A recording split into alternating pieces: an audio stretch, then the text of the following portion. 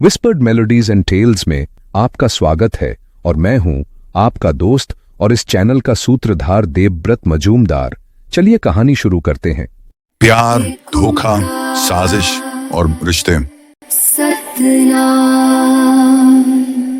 करता पुरख निरपार निर्वैर अकाल मूरत अजूनी सैभं गुर प्रसाद। जप आद सच जुगाद सच है भी सच, नानक होसी भी सच। अध्याय 4, प्यार का रोग। एक बार जब गलती हो जाए तब उसको सुधारने से अच्छा होता है कि हमेशा सतर्क रहा जाए कि कोई गलती न हो, क्योंकि जो पछतावा गलती हो जाने के बाद होता है और उस गलती के कारण जो हानि होती है वो बहुत ही दर्द देती है। शादी के कुछ दिन ही हुए थे और रूपाली ने अपना असली रूप दिखाना शुरू किया। पहले ही वो अपने सुहाग की निशानी को खुद अपने हाथों से तोड़ चुकी थी, जिस पर देवजीत ने कुछ नहीं कहा, ये सोचकर कि चलो गुस्से में रूपाली से हो गया होगा, एक नया मंगलसूत्र बनवा दिया जाएगा। पर वो नहीं जानता था कि अभी तो गलतियों का सिलसिला शुरू ही हुआ है। आगे और क्या क्या होगा वो सोच भी नहीं सकता। रूपाली जब शांत हुई तब उसने कहा, मैं खाना नहीं बना सकती। तूने कोई नौकरानी नहीं लाई है जो मैं खाना बनाऊं। तू किसी नौकरानी का बंदोबस्त कर खाना बनाने के लिए। देवजीत ने यह भी मान लिया और रेस्टोरेंट के एक रसोइये को सुबह का नाश्ता और दोपहर का खाना बनाने के लिए कहा। अब रूपाली दिन भर मोबाइल पर बात करती और रोज ही देवजीत को मोबाइल रिचार्ज करने कहती। देवजीत इस पर भी कुछ नहीं बोला, ये सोचकर कि रूपाली को यहां अमृतसर में एडजस्ट करने में समय लगेगा। कुछ दिनों बाद देवजीत रूपाली को अमृतसर घुमाने ले गया। स्वर्ण मंदिर में माथा टेकने से शुरुआत हुई और खत्म अटारी बॉर्डर पर हुआ। अटारी बॉर्डर में परेड देखने के लिए दोनों पति पत्नी क्लोजिंग सेरेमनी का इंतजार कर रहे थे। रूपाली ने देवजीत के कंधे पर सिर रखा और बोली, मुझे ना समंदर देखना है, चलना मुंबई चलते हैं। मुझे समंदर की सैर करवाएगा ना? देवजीत रूपाली का सिर अपने कंधे पर देखकर मन ही मन खुश हुआ और बोला, बस तू बोलना बंद कर दीजिए। अगर मेरे घर के किसी बुजुर्ग ने सुन लिया तो उनको अच्छा नहीं लगेगा। वैसे मैं समंदर दिखाने ले चलूंगा, कुछ दिन रुक जाइए। रूपाली ने फिर कहा, कब ले चलेगा बता? मैं अपने दोस्तों को भी बोलूंगी कि मैं समंदर देखने मुंबई जा रही हूं। देवजीत ने बात को घुमाते हुए सीमा पर तैनात सीमा प्रहरियों की तरफ इशारा करते हुए कहा, वो जो सिपाही है वो अब सब दर्शकों से बात करेगा और फिर तिरंगे को उतारने की रिवाज शुरू होगी।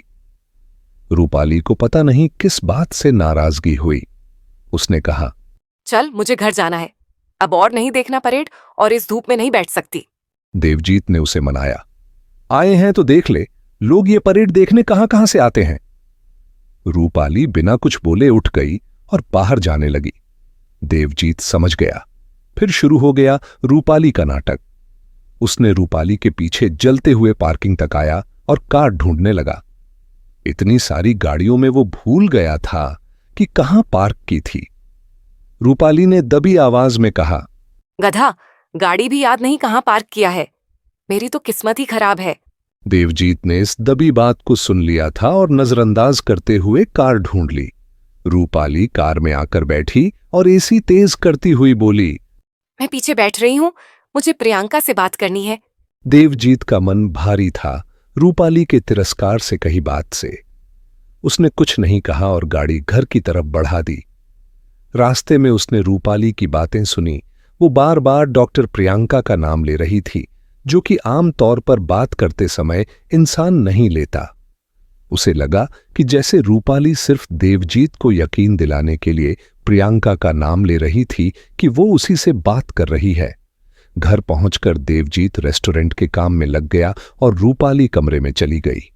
देवजीत रसोई से बाहर डाइनिंग हॉल में आया ही था कि उसने देखा बारटेंडर किसी से फोन पर बात करने के बाद एक वेटर को बुला रहा है और उसे कुछ कह रहा है। वेटर कुछ देर बाद एक आइस का गमला और एक तांबे का जग लेकर बारटेंडर के पास आया। बारटेंडर ने एक Belvedere organic infusions, blackberry and lemon grass vodka की पूरी बोतल जग में उड़ेल दी और वेटर उसको लेकर घर की तरफ जाने वाले दरवाजे की ओर बढ़ने लगा। देवजीत ने दरवाजे पर ही वेटर को रोक लिया और पूछा, ये कहां लेकर जा रहे हो? वेटर ने सीधे कहा, वीर जी, आपके कमरे में। उसने पूछा, किसने मंगवाया है? वेटर बोला, मैं नहीं जानता, पर बारटेंडर ने कहा आपके कमरे में दे दूं। देवजीत ने वेटर को रोका, रुक जरा, जब मैं कहूं तब जाना, और वो बार काउंटर पर चला गया।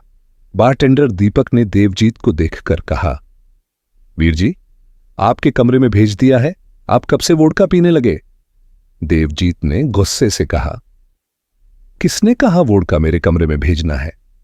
दीपक ने सीधे लहजे में कहा, भाभी जी का फोन था, उन्होंने बोला, उन्होंने ब्रांड भी बताया, मुझे लगा आपने ही बोला होगा।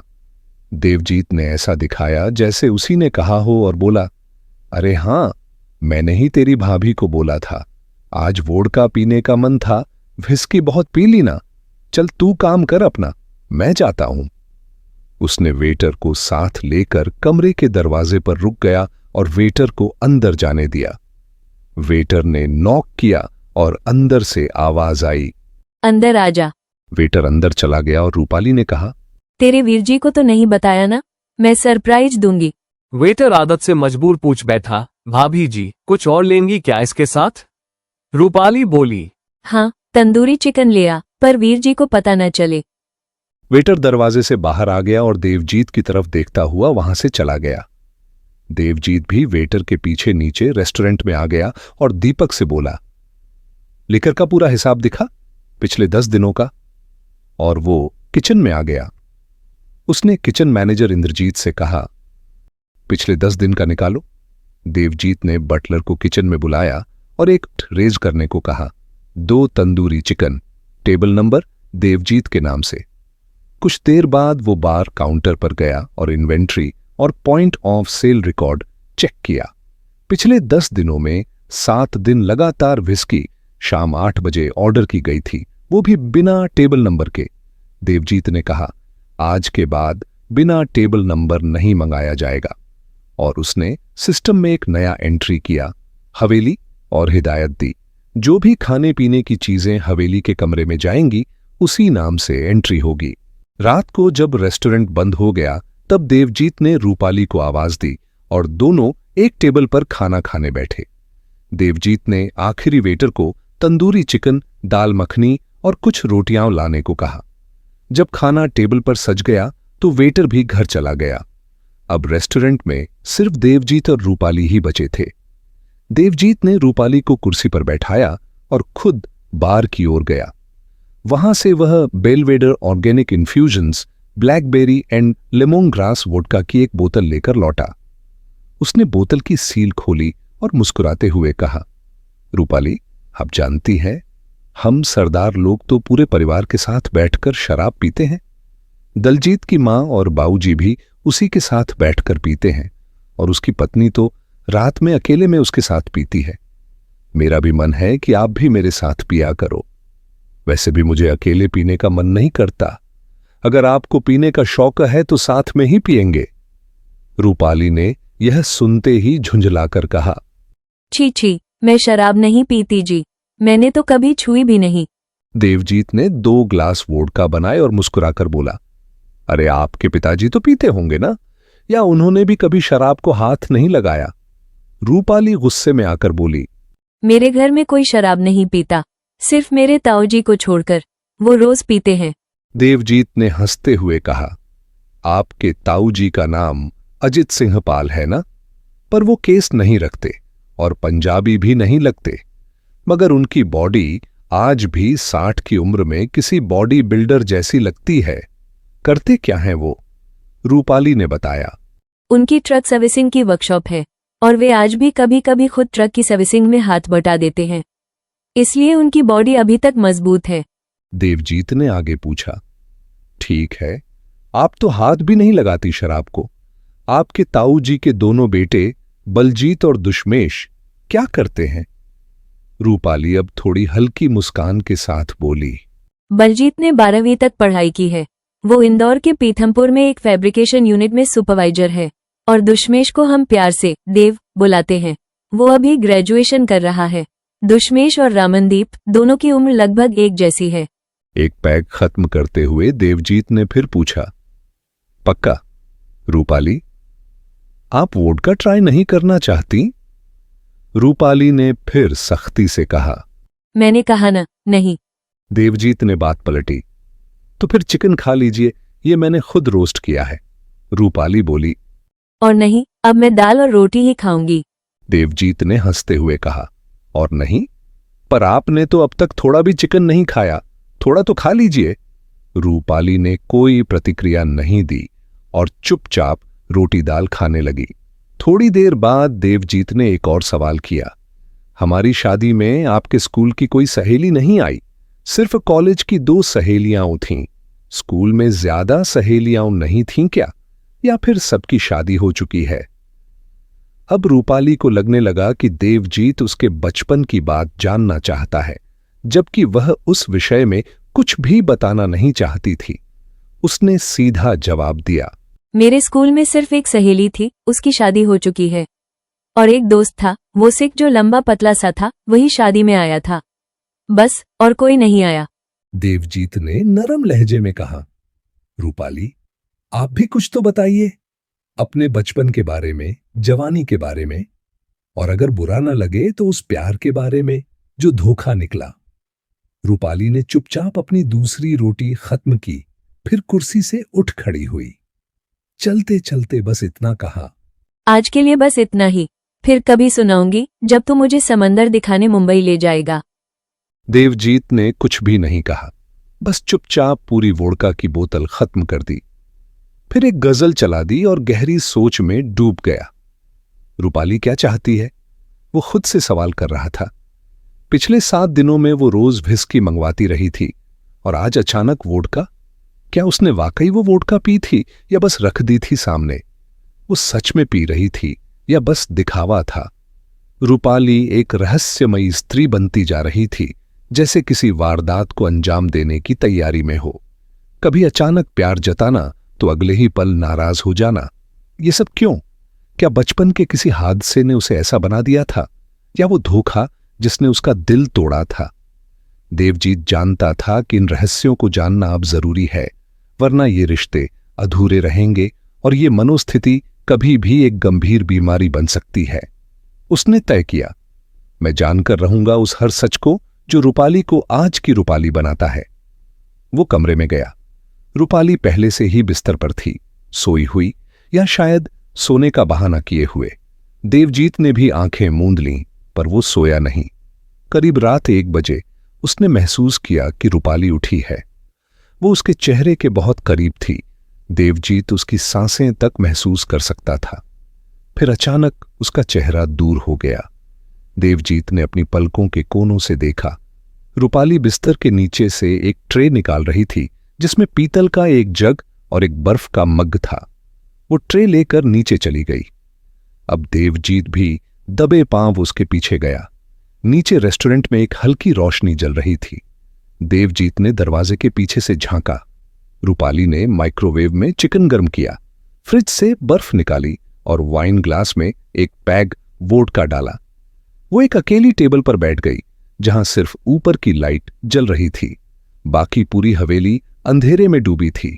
देवजीत अब भी चुप था, अंधेरे में छिपा, जैसे कोई साया। रूपाली ने 2 घूंट वोडका लिए और फिर फोन मिलाया। फोन उठते ही उसने धीमी आवाज में कहा, धीरे बोल, इतनी जोर से बोलेगा तो पूरी हवेली गूंजेगी। वैसे वो सिख ससुरा घोड़ा बेचकर सो रहा है, गधा है सिख, दुनिया से अलहदा। कभी कभी उस पर प्यार भी आता है, कितना प्यार करता है अपनी बीवी से। गधा। वैसे मैंने गधे को मना लिया है मुंबई घुमाने के लिए। क्या बोलेगा, चले फ्लाइट से या ट्रेन से? फ्लाइट में तो काम मुश्किल है, पर ट्रेन में हो सकता है। मैं सोच रही हूँ ट्रेन से चले। गधे को शराब की लत है, 1st क्लास का कूपा। रात में धक्का दे देंगे उसे ट्रेन से, और फिर कह दूंगी गधा खुदकुशी कर लिया। उसके सामने से अब आवाज नहीं आ रही थी, पर उसके सिर के हिलने से लग रहा था कि सामने वाला मर्द उससे सहमति में बात कर रहा है। जब उसने आखिरी पेग बनाया, देवजीत सब समझ गया था। रूपाली किसी और से बात कर रही थी, कोई जो उसका वास्तविक प्यार था, और उसके साथ मिलकर एक साजिश रच रही थी, धोखे की, हत्या की। रूपाली अब किसी के लिए नहीं रुकने वाली थी। देवजीत अब चुपचाप उसी तरह दबे पांव ऊपर लौटा, अपने कमरे में आकर लेट गया। पर नींद अब भी कोसों दूर थी।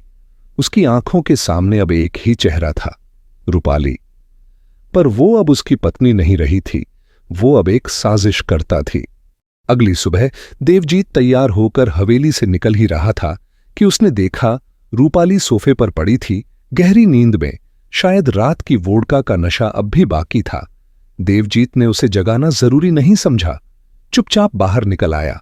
गाड़ी चलाते हुए जब वो गुरुद्वारे की ओर बढ़ा, तब अचानक उसे यह बात समझ आई कि रूपाली हर सुबह इतनी चिड़चिड़ी क्यों हो जाती है। रात देर तक शराब पीने के बाद जब नींद पूरी नहीं होती, तो कोई भी अगर सुबह 6 से 11 के बीच उसे जगा दे तो चिड़चिड़ापन स्वाभाविक है। शायद हर सुबह यही होता रहा था। गुरुद्वारे पहुंचकर उसने सिर झुकाया और सच्चे मन से माफी मांगी, खुद के भ्रमों और रिश्ते की उलझनों के लिए। इसके बाद वह अपने पुराने दोस्त दलजीत के घर गया। वहां सबके साथ नाश्ता किया। दलजीत की पत्नी सुखप्रीत, जिसे प्यार से सब प्रीतो भाभी कहते थे, हंसते हुए बाहर आई और देवजीत का स्वागत किया। बोली, बैठो, मैं नाश्ता लाती हूँ। दलजीत के माता पिता आंगन में खटिया पर बैठे थे। देवजीत को देखकर बोले, कितने दिनों बाद आया है बेटा, शादी के बाद तो जैसे हमें भूला ही दिया। देवजीत मुस्कुराकर पास बैठ गया। थोड़ी देर बाद नहाकर दलजीत आया और बोला, अरे प्रीतो, रोटियां लाओ, आज मैं और देवजीत साथ में नाश्ता करेंगे। प्रीतो भाभी रसोई से रोटियों की थाली ले आईं। दलजीत की मां ने हर रोटी पर मोटा मक्खन लगाया और प्यार से दोनों को परोसी। देवजीत जैसे ही रोटी खाने लगा, उसे अपनी मां की याद आ गई। शायद हर सिख पंजाबी मां बेटे को ऐसे ही प्यार से मक्खन खिलाती है। यही उनका प्यार जताने का तरीका होता है। नाश्ते के बाद देवजीत ने बड़े आदर से दलजीत के मां बाप को प्रणाम किया और फिर दोनों दोस्त बुलेट बाइक से दलजीत के डिजाइन स्टूडियो पहुंचे। सुबह की कुछ जरूरी बातों और कर्मचारियों को निर्देश देने के बाद दलजीत अपने केबिन में आया और बोला, क्या हुआ वीरे, आज कुछ परेशान लग रहा है। सब ठीक है ना भाई?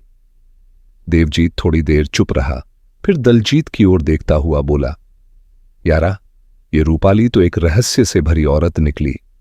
इसके मुंह में राम और बगल में छुरी है भाई। देवजीत ने अटारी बॉर्डर से लेकर उस सुबह तक की पूरी कहानी विस्तार से दलजीत को सुनाई। दलजीत शांत भाव से उसकी हर बात को ध्यान से सुनता रहा। जब देवजीत ने सब कुछ कह दिया, तब दलजीत बोला, वीरे, मैं तो कहूंगा कि तू भी एक चाल चल उसकी सच्चाई जानने के लिए। यही बात दोनों के बीच एक योजना का रूप ले बैठी। देवजीत और दलजीत ने मिलकर एक ऐसा प्लान बनाया जिससे रूपाली की असली हकीकत सामने लाई जा सके। उस योजना के तहत उन्होंने बाजार से एक महंगा और नया मोबाइल फोन खरीदा। जैसे ही वह मोबाइल डिजाइन स्टूडियो लाया गया, दलजीत ने उसमें कुछ खास ऐप्स डाउनलोड किए और उसे एक ईमेल आईडी से लिंक कर दिया। इस ईमेल का रिकवरी ईमेल एक दूसरी खास आईडी थी जिसे सिर्फ देवजीत और दलजीत ही जानते थे।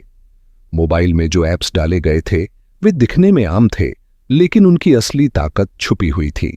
वे मोबाइल में सिंक तो हो जाते थे, लेकिन उनका नियंत्रण एक अलग पीसी से होता था। मोबाइल में वे दिखाई नहीं देते थे, पर चुपचाप काम करते रहते थे। मोबाइल को वापस उसके बॉक्स में पैक किया गया। अब यह केवल एक फोन नहीं बल्कि एक चाल थी। यहीं से शुरू हुआ रूपाली की जासूसी का खेल, जिसमें जासूस थे देवजीत और दलजीत। उस दिन देवजीत कुछ जल्दी घर लौट आया। हमेशा की तरह रूपाली मोबाइल पर व्यस्त थी और अचानक उसे सामने देखकर चौंक गई। उसने फोन काटते हुए पूछा, आज इतनी जल्दी कैसे? देवजीत मुस्कुराया, उसके पास गया और उसका हाथ थामकर कमरे की ओर ले चला। आंखें बंद करो, उसने धीरे से कहा। रूपाली ने आंखें बंद कर लीं। जब उसने आंखें खोलीं तो सामने एक सुंदर डिब्बे में रखी Belvedere organic infusions blackberry and lemon grass vodka की बोतल और एक ब्रीजर दिखाई दी। मैं तो समझी थी कि मेरे लिए कोई गिफ्ट है। रूपाली ने मुस्कुराते हुए कहा। गिफ्ट ही तो है पगली, देवजीत बोला। आज से मैं तुझे आप नहीं तू कहूंगा। हम दोनों अब दोस्त की तरह खुलकर बातें करेंगे, बिना झिझक, बिना दूरी। इसके बाद देवजीत ने एक नया मोबाइल फोन बैग से निकाला और रूपाली को दिया। फोन देखते ही रूपाली खुशी से उछल पड़ी। ये तो टॉप क्लास का फोन है, मैं बहुत खुश हूँ। उसने उत्साह से देवजीत को गले लगाया और गाल पर एक चुंबन दिया। दोनों ने मिलकर फोन को अनबॉक्स किया। जैसे ही नया फोन ऑन हुआ, रूपाली ने अपनी मां को कॉल करके इसकी जानकारी दी। बातचीत समाप्त करने के बाद वह कमरे में लौटी। तब तक देवजीत बाथरूम में फ्रेश हो रहा था। बाहर से ही उसे रूपाली के कदमों की आहट सुनाई दी। जैसे ही बाथरूम से पानी की आवाज बंद हुई, उसने महसूस किया कि रूपाली ने एक और कॉल किसी को किया था, और जैसे ही पानी की आवाज रुकी, वह कॉल भी कट गया। थोड़ी देर में देवजीत बाहर आया। उसने टेबल पर वोडका और ब्रीजर की बोतलें सजा दी। अभी और भी सरप्राइज हैं, वो बोला। मैं नीचे रेस्तरां देखकर जल्दी लौट आऊंगा। जल्दी ही वह लौट आया। साथ में एक वेटर, 2 ग्लास, बर्फ की बाल्टी और कुछ स्नैक्स, चिकन टिक्का और पनीर टिक्का भी लाया। वेटर के जाते ही देवजीत ने एक ग्लास में वोडका और दूसरे में ब्रीजर डाली। ये शराब नहीं है, ब्रीजर है। मेरे साथ नहीं पियोगी क्या? रूपाली ने मुस्कुराकर ग्लास थाम लिया। दोनों ने चीयर्स कहा और चुस्की ली। फिर देवजीत ने बात छेड़ी। रूपाली, 1 महीना बाद मुंबई की फ्लाइट ले लेते हैं, छुट्टियां भी हैं और घूमना भी हो जाएगा। क्या कहती है? क्यों फ्लाइट की टिकट? फ्लाइट में सफर का मजा कहाँ? ट्रेन से चलते हैं, कूपे में, सिर्फ हम दोनों। रूपाली ने कहा।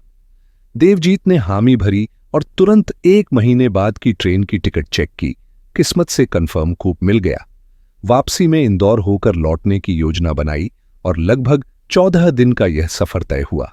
टिकट बुक होते ही रूपाली ने खुशी से देवजीत को गले लगा लिया।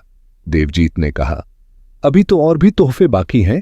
मैंने कल से 1 महीने की छुट्टी ले ली है। हम खुलकर घूमेंगे। मुंबई के बाद पहाड़ों की भी हवा खा आएंगे। चलेगी ना मेरे साथ? रूपाली बेहद खुश थी। उसने ब्रीजर खत्म की और इतने में देवजीत ने एक और बोतल मंगवा ली। इस खुशी में रूपाली ने अपनी सहेली प्रियंका को भी कॉल किया और थोड़ी दूर जाकर उससे बात करने लगी। देवजीत अब निश्चिंत था। उसने चाल ऐसी चली थी कि चाहे जितनी कोशिश कर ले, अब सब उसकी निगरानी में था। वह जानता था अब ये चिड़िया शिकारी के जाल से बाहर नहीं जा पाएगी। देवजीत ने अगला पूरा 1 महीना घर पर रहकर रूपाली को भरपूर प्रेम दिया। उसकी हर बात मानी, उसकी हर इच्छा पूरी की। उसने कभी रूपाली को किसी बात के लिए नहीं टोका। देवजीत को लगता था कि अगर वह रूपाली को सच्चा प्रेम देगा तो शायद वह संजय मिश्रा को भूल जाएगी, उसी व्यक्ति को जिससे रूपाली अब भी दिल से जुड़ी हुई थी। रूपाली के फोन में संजय मिश्रा का नाम डॉक्टर प्रियंका के नाम से सेव था। देवजीत की उम्मीद थी कि एक दिन रूपाली उस नाम को देखना बंद कर देगी और उसे कभी फोन नहीं करेगी। हर शाम देवजीत किसी बहाने से रसोई की ओर जाता और फिर चुपचाप दलजीत के स्टूडियो पहुंच जाता। वहां वे दोनों दोस्त साथ बैठते, कभी कभी शराब की बोतल साथ होती और फिर रूपाली के मोबाइल में इंस्टॉल किए गए एक खास ऐप की रिकॉर्डिंग सुनते। उसी ऐप ने उन्हें रूपाली और संजय के बीच हो रही बातचीत तक पहुंच दी थी। लेकिन तकनीकी गड़बड़ी के कारण सिर्फ रूपाली की आवाज रिकॉर्ड हो रही थी। सामने से कोई संवाद नहीं आता था। बस कभी कोई साइकिल की घंटी तो कभी बाइक के ब्रेक की आवाज। ऐप को दोबारा इंस्टॉल करने के लिए रूपाली से कुछ देर के लिए मोबाइल लेना जरूरी था, लेकिन रूपाली अपना फोन वैसे ही संभालती थी जैसे कोई जेवर संभालता हो। दिन इसी तरह बीतते गए और मुंबई जाने का दिन करीब आता गया। एक शाम जब देवजीत और दलजीत रिकॉर्डिंग सुन रहे थे तो उन्होंने सुना, मुझे लगता है मैं देव से प्यार कर बैठी हूँ। मैंने आज तक किसी को इतना प्यार करते नहीं देखा। वो मुझ पर जान छिड़कता है। अब मैं उसे और धोखा नहीं दे सकती। संजय, तुम मुझे भूल जाओ। मेरी शादी हो चुकी है देव से और वो मेरा पति है। मैं उसे धोखा नहीं दे सकती और तुम भी अपनी पत्नी को धोखा मत देना। मैं 1 मार्च को देव के साथ मुंबई जा रही हूँ। उसने मेरी ख्वाहिश के लिए टिकट भी बुक की है। अब मैं तुमसे बात नहीं करूंगी। तुम भी फोन मत करना। अलविदा। ये सुनकर दलजीत ने देवजीत की ओर देखकर कहा, देखा वीर, मैंने कहा था ना, बस उसे समझ और दिल से प्रेम दे। अब तूने उसकी दिल में जगह बना ही ली है। अब चल, भाभी को डलहौजी घुमा ला। देवजीत घर लौटा। उसने रूपाली के साथ समय बिताया, उनसे प्रेम की बातें की और दोनों सो गए। रात करीब 2:30 बजे जब देवजीत की आंख खुली तो उसने रूपाली की ओर हाथ बढ़ाया, लेकिन पलंग खाली था। वह उठा, पहले बाथरूम, फिर बालकनी, फिर बरामदा, हर जगह देखा, लेकिन रूपाली कहीं नहीं थी। फिर उसने रेस्टोरेंट की ओर देखा, वहां अंधेरा था, लेकिन कहीं से सिसकियों की आवाज आ रही थी। वह दरवाजा खोलकर अंदर गया। अब सिसकियां बार काउंटर के पीछे से आ रही थीं, मानो कोई आत्मा रो रही हो। लाइट जलाई तो देखा रूपाली जमीन पर बैठी थी, सिर दोनों घुटनों के बीच, बाल बिखरे हुए, और वह बुदबुदा रही थी। उसने एक मैली सी मैक्सी पहन रखी थी और बालों को अपने ही हाथों से नोचने की कोशिश की थी। यह दृश्य किसी साधारण व्यक्ति को दिल का दौरा दे सकता था, लेकिन देवजीत न डरा। वह उसके पास बैठा, उसके बालों को ठीक किया और सिर पर प्यार से हाथ फेरा। रूपाली ने झट से चेहरा उठाया, देवजीत के कान के पास जाकर धीरे से कहा, मैं इसे ले जाऊंगी, मैं तेरे प्यार को अपने साथ ले जाऊंगी। और जोर जोर से हंसने लगी, जैसे किसी आत्मा ने उसका नियंत्रण ले लिया हो। देवजीत ने शांत स्वर में कहा, तू मेरे प्यार को नहीं ले जा सकती, चल हट जा, मैं अपनी रूपा को साथ ले जा रहा हूं। उसने रूपाली को अपनी गोद में उठाया और सीढ़ियां चढ़ने लगा। रास्ते में रूपाली उसे नाखूनों से खरोंचती रही और चीखती रही, मुझे छोड़ दे, मैं तेरी जान ले लूंगी। लेकिन देवजीत ने उसे पलंग पर लिटाया, खुद बगल में लेटा और उसके सिर पर हाथ फेरता रहा, जब तक रूपाली सो नहीं गई। यह पूरा घटनाक्रम किसी फिल्मी दृश्य जैसा लग रहा था। शायद रूपाली अभिनय कर रही थी या फिर उस पर सचमुच किसी परछाई का साया था। लेकिन देवजीत किसी अंधविश्वास में विश्वास नहीं करता था। वो तो बचपन से ही ऐसे स्थानों में समय बिता चुका था, श्मशानों में, जंगलों में, अघोरियों के बीच, जहां लोग साधना करते थे। उसे भूत प्रेत से डर नहीं लगता था, और रूपाली की हरकतें उसके लिए सिर्फ एक नाटक जैसी थीं, एक छलावा। रूपाली उस सुबह लगभग 11 बजे जागी। उसकी आंख खुली तो देखा कि देवजीत उसके पास ही बैठा उसे निहार रहा था। उसने माथा थामते हुए कहा, मेरा सर फटा जा रहा है। देवजीत ने सहारा देकर उसे बैठाया और चाय का प्याला पकड़ाते हुए पूछा, कल रात को क्या हुआ था? रूपाली कुछ क्षण सोच में डूबी रही, फिर धीरे से बोली, कल रात तो हम दोनों बातें करते करते सो गए थे। क्यों, कुछ हुआ था क्या? देवजीत मुस्कुराया और बोला, नहीं, कुछ नहीं, तुम आराम करो। आज से पारो मौसी खाना बनाएंगी। मैंने उन्हें इसीलिए बुलाया है ताकि तुम अकेली महसूस न करो। थोड़ी देर में वे नाश्ता भी ले आएंगी। मैं अभी दलजीत के स्टूडियो से आता हूं, जीप में कुछ बदलाव करवाने हैं। उस दिन देवजीत घर नहीं लौटा। वह किसी काम से देर तक बाहर ही रहा। शाम को वह सीधे दलजीत के स्टूडियो पहुंचा, जहां स्टूडियो को बढ़ाने की तैयारियां चल रही थीं। देवजीत को देखकर दलजीत बोला, क्या हुआ यार, आज कुछ परेशान लग रहे हो? देवजीत ने बीती रात की सारी बात विस्तार से दलजीत को सुनाई। दलजीत कुछ प्रतिक्रिया देता उससे पहले ही देवजीत ने कहा, जरा आज की रिकॉर्डिंग चेक कर। दलजीत ने कंप्यूटर चालू किया और ऐप में लॉगिन किया। उसमें दिख रहा था कि 3 बार रूपाली के मोबाइल से कॉल किया गया था, लेकिन कोई कॉल रूपाली को नहीं आया था। देवजीत ने एक एक करके वो कॉल रिकॉर्डिंग सुनी। हर कॉल में केवल रूपाली की आवाज थी, सामने से कोई आवाज नहीं, केवल गाड़ियों के हॉर्न, ब्रेक की आवाज और मंदिर के घंटे की गूंज। आखिरी कॉल में रूपाली बोल रही थी, बोल, अच्छा, तुमने भी फर्स्ट क्लास में टिकट बुक किया है? क्या नंबर है बर्थ का? अच्छा, 43 नंबर है। अच्छा है, तुम अमृतसर कब आओगे? अच्छा, 25 फरवरी को ही पहुंच जाओगे। ठीक है, देव के रेस्टोरेंट भी आना, वो तुमसे मिल लेगा। चलो, मैं रखती हूं। इसके बाद कॉल कट गया। देवजीत कुछ देर तक चुपचाप सोचता रहा, फिर बोला, यार दलजीत, जहां तक मुझे याद है और जितना रूपाली ने मुझे अब तक बताया है, मुझे नहीं लगता कि कोई संजय मिश्रा नाम का आदमी वाकई में है। दलजीत ने पूछा, भाभी ने ऐसा क्या बताया है? तब देवजीत ने रूपाली द्वारा कही गई बातों को क्रम में रखते हुए कहानी की तरह सुनाना शुरू किया। रूपाली ने बताया था कि उसके माता पिता उसके सगे नहीं हैं, उसे मंदिर की सीढ़ियों से लाया गया था। उसका भाई रमनदीप, जिसे घर में बिट्टू कहते हैं, उसी घर का असली बेटा है। पिताजी ने कभी रूपाली को स्नेह नहीं दिया। उनके मन में हमेशा यह बात रही कि रूपाली को उसकी मां की जिद पर अपनाया गया था। बचपन से ही उसे सौतेला व्यवहार झेलना पड़ा। उसका जन्मदिन तक कभी नहीं मनाया गया, क्योंकि उसके जन्म की सही तिथि किसी को पता नहीं थी। बस स्कूल में दाखिले के लिए एक तारीख लिखवा दी गई थी। यही बात शायद उसके मन में बैठ गई और उसकी मानसिक स्थिति की जिम्मेदार बनी। रूपाली बताती थी कि उसके ताऊ और ताई का व्यवहार भी उसके प्रति अच्छा नहीं था। यहां तक कि उसके ताऊ के बड़े बेटे ने एक बार उसके साथ जबरदस्ती करने की कोशिश की। जब सफल नहीं हो पाया तो उसने पूरे मोहल्ले में बदनामी फैला दी, जिससे दूसरे लड़के भी उसका फायदा उठाने की कोशिश करने लगे। इसी वजह से उसके पिता ने उसका दाखिला भी एक छोटे सरकारी स्कूल में करवा दिया था।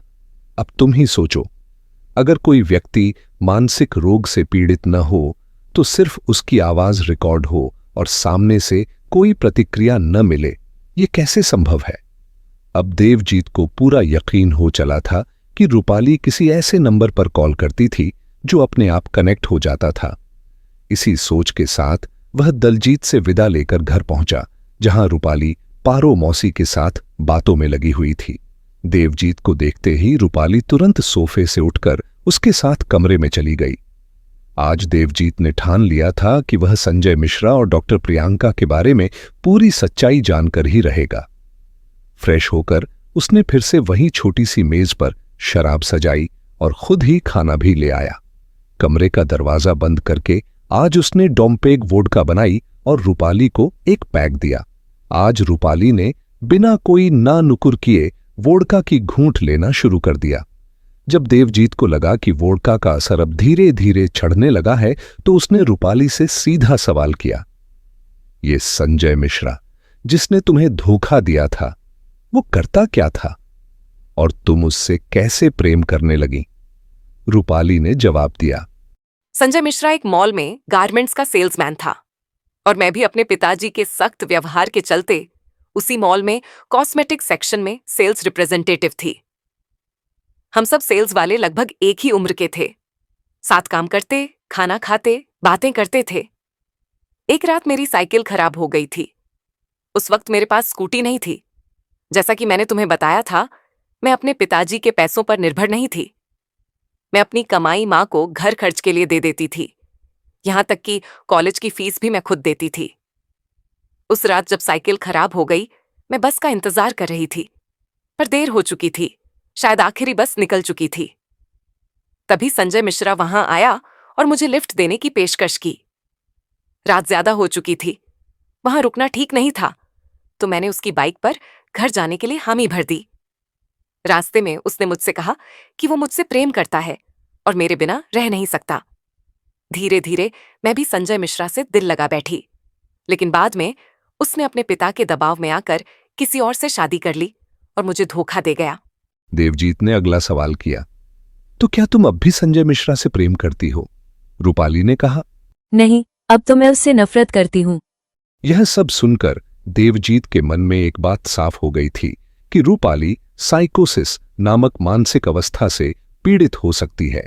साइकोसिस एक गंभीर मानसिक स्थिति है जिसमें व्यक्ति वास्तविकता से संपर्क खो देता है। इसका मतलब यह है कि मरीज को चीजें वैसी नहीं दिखती या महसूस नहीं होती जैसी वे वास्तव में होती हैं। यह कोई बीमारी नहीं, बल्कि एक मानसिक लक्षण है जो कई मानसिक बीमारियों में देखा जाता है, जैसे schizophrenia, bipolar disorder, depression with psychotic features, या अत्यधिक तनाव, नशे या नींद की भारी कमी के कारण भी साइकोसिस के लक्षण एक भ्रम, डिल्यूजन्स। व्यक्ति को ऐसे यकीन होते हैं जो सच नहीं होते, जैसे कोई मुझे मारना चाहता है, मैं कोई बहुत बड़ा इंसान हूं, मेरे विचार कोई और चुरा रहा है। 2. भ्रमित अनुभूतियां, मतिभ्रम, हेलुसिनेशंस, आवाजें सुनना जो असल में नहीं है, ऐसे लोगों को देखना जो वहां नहीं है, किसी की उपस्थिति महसूस करना। 3. विचारों में गड़बड़ी, बोलते वक्त संबंधहीन बातें जोड़ना, बातों में तारतम्यता की कमी, मन में बार बार उलझे विचार आना। 4 व्यवहार में बदलाव, अचानक बहुत चुप हो जाना या बहुत बोलना, असामान्य हरकतें करना, जैसे अचानक रोना, चिल्लाना, अजीब तरह का हंसना या डर जाना। 5 भावनात्मक प्रतिक्रिया में गड़बड़ी, कभी बिना कारण के बहुत खुश तो कभी बहुत गुस्से में, अपने ही विचारों में उलझा रहना। 6 सामाजिक दूरी, लोगों से मिलना जुलना बंद कर देना, एकांत में रहना पसंद करना। साइकोसिस में रोगी का व्यवहार कैसा होता है? वे अक्सर खुद को सही मानते हैं और इलाज से इनकार कर सकते हैं। दूसरों को संदेह की नज़र से देखने लगते हैं। कई बार ये खतरनाक भी हो सकते हैं, जैसे खुद को नुकसान पहुंचाना या दूसरों को हानि पहुंचाना। उनका तर्कशीलता और निर्णय लेने की क्षमता घट जाती है। अगर उनका भ्रम या मतिभ्रम डरावना है तो घबराहट, चीख पुकार और पैनिक देखा जा सकता है। नमस्ते प्यारे दोस्तों, स्वागत है विस्पर्ड मेलोडीज एंड टेल्स में, जहां संगीत और कहानियां एक नई जिंदगी पाती हैं। अगर आपको दिल को छू लेने वाले गीत और मनमोहक कहानियां पसंद हैं तो आप बिल्कुल सही जगह पर हैं। तो जल्दी से सब्सक्राइब बटन दबाएं और बेल आइकन को टैप करें ताकि हर नया गाना और कहानी आप तक सबसे पहले पहुंचे। अगर आपको ये पसंद आया हो तो लाइक बटन दबाना ना भूलें। आपका एक लाइक हमारे लिए बहुत मायने रखता है और हमें और बेहतरीन कंटेंट बनाने के लिए प्रेरित करता है। आपके प्यार और सपोर्ट के लिए धन्यवाद। इसी तरह हमारे साथ बने रहें, सपने देखें, सुरों में खो जाएं और कहानियों की दुनिया में डूब जाएं। मिलते हैं अगले वीडियो में।